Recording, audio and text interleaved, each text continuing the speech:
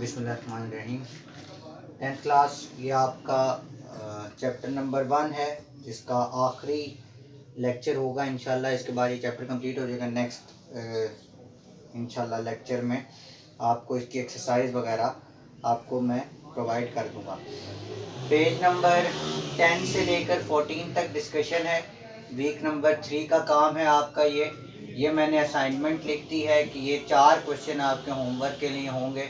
इसके निशान भी मैंने यहाँ पर मेंशन कर दिए हैं। Page number 10, page number 12, page number 13, page number 14। और जहाँ तक टॉपिक वाइज का हिसाब है, ये waves and as carrier of energy page number 10 है। सबसे पहले ये डिस्कस करना है कि जी वेव्स जो होती हैं वो कैरियर ऑफ एनर्जी होती हैं, एनर्जी लेकर जाती हैं एक पॉइंट से लेकर दूसरे पॉइंट की तरफ।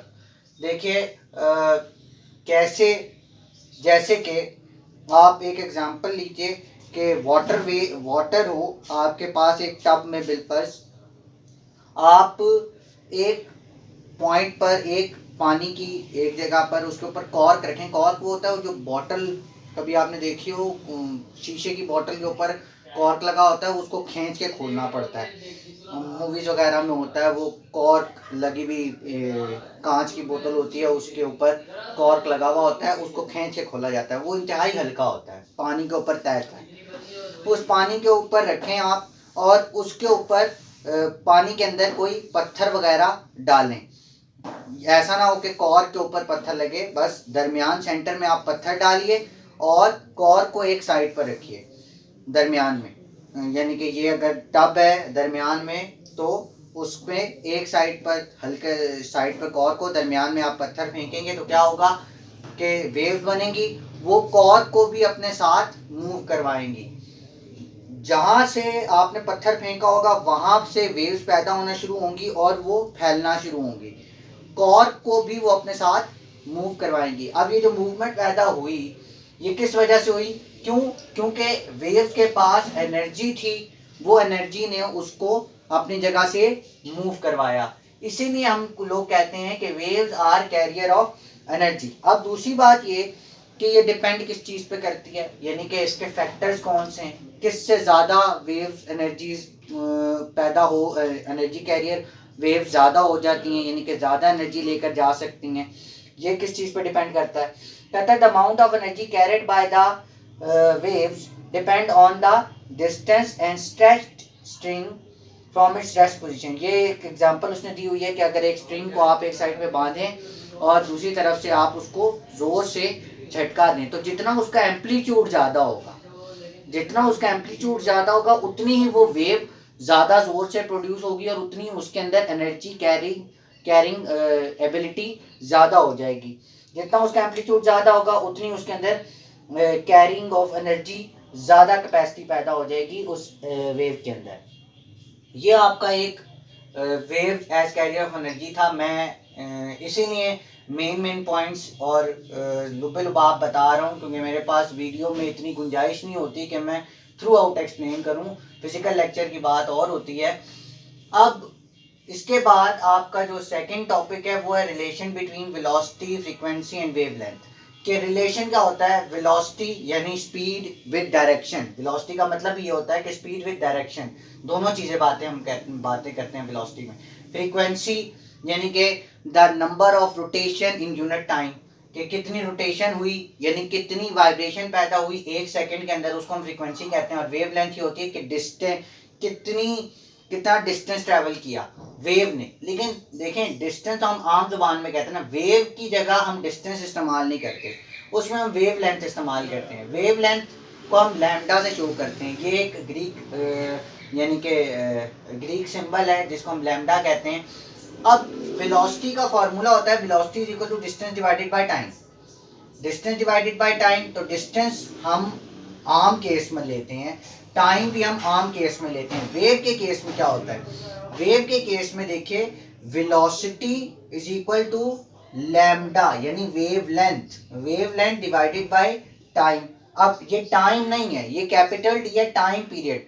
जब देखिए अगर if time taken by the wave moving from one point to another is equal to its time period, अगर एक वेव एक पॉइंट से दूसरी पॉइंट तक जाने में जितना वक्त लेती है वो उसका क्या कहलाता है, टाइम पीरियड। तो हम उसको टी से डिनोट करते हैं, कैपिटल टी से, कैपिटल टी। तो अब कैपिटल टी का जो फॉर्मूला है वो T is equal to 1/f होता है, T is equal to 1/f होता है। यहाँ पर आपके लिखा हुआ है पेज नंबर 11 पे लास्ट लाइन में लिखा हुआ है T is equal to 1/f। तो टी की जगह हम क्या लिखेंगे, 1/f। 1/f अब डिवीजन है, लैम्डा डिवाइडेड बाय 1/f, तो f ऊपर चला जाएगा, लैम्डा के साथ मल्टीप्लाई हो जाएगा। तो velocity is equal to lambda into f। तो वेलोसिटी कितनी हो जाएगी एक वेव की, उसकी wavelength multiply by its frequency. तो वो दोनों आपस में मल्टीप्लाई करके हम उसकी वेलोसिटी फाइंड कर सकते हैं। ये उसका पूरा रिलेशन बनता है। उसके बाद जो थर्ड पॉइंट है वो है रिपल टैंक। रिपल टैंक में पेज नंबर 12 है आपका। रिपल टैंक होता है एक ऐसा ऑपरेटस है जिससे हम वेव्स की खुसूसियात पढ़ते हैं, उसकी कैरेक्टरिस्टिक्स पढ़ते हैं, यानी वाटर वेव्स की। देखें ये एक ऐसा ऑपरेटस होता है कि एक ट्रे होती है, एक टेबल है, पहले टेबल के ऊपर एक ग्लास की ट्रे होती है, उसके अंदर पानी भरा जाता है। उसके ऊपर एक खास किस्म की मशीनरी होती है with a wooden plank. Wooden plank कहते हैं एक लकड़ी का फट्टा सा होता है, उसको हम उस फट्टे से हम यानी कि उसमें वेव्स प्रोड्यूस करते हैं। अब जब उसमें वेव्स प्रोड्यूस होती हैं उस, क्योंकि वो शीशे की है, उसके नीचे एक स्क्रीन होती है, उसके यानी शीशे की जो यानी कि जो ट्रे है उसके नीचे एक स्क्रीन होती है जिसके ऊपर वाज़े तौर पर आपकी वेव्स का अक्स बनता है। उसके अंदर क्रस्ट और ट्रफ होती है। क्रस्ट कहते हैं the highest portion of a wave और ट्रफ कहते हैं the lowest portion of the wave. ठीक है, अब देखिए, अब उसके अंदर क्रस्ट और ट्रफ पैदा होते हैं। अब उसी से हम लोग उसकी खुसूसियात फाइंड करते हैं। कैसे, this vibration oscillating directly electric motor के जरिए हम उसके अंदर वेव्स पैदा करते हैं। उसके बाद कहता है कि जो नीचे स्क्रीन होती है उसके ऊपर आपके वो वेव्स प्रोड्यूस होती हैं और उसके ऊपर वेव्स का अक्स बनता है जिससे हम वेव्स की कैरेक्टरिस्टिक्स मालूम कर सकते हैं। पेज नंबर 12 पर यह आप थॉरोली रीडिंग करेंगे तो आपको मेरी बातों की तस्दीक होती जाएगी जैसे जैसे आप पढ़ते रहेंगे। उसके बाद क्वेश्चन नंबर 13 है रिफ्लेक्शन, रिफ्रैक्शन, डायफ्रैक्शन। ये तीनों जो कंसेप्ट हैं ये तभी पढ़े जा सकते हैं जब रिपल टैंक का हम एक्सपेरिमेंट करें। असल में रिपल टैंक से ही हम सारी वेव्स की कैरेक्टरिस्टिक्स फाइंड करते हैं। ये भी उसी से इनकी भी यानी कि ये क्या फिनोमेनाज हैं तीनों, ये भी रिपल टैंक के यानी कि एक्सपेरिमेंट से ही हम लोग पता लगाते हैं कि ये फिनोमेना कैसे वर्क करते हैं। देखिए, रिफ्लेक्शन ये होती है कि जब एक वेव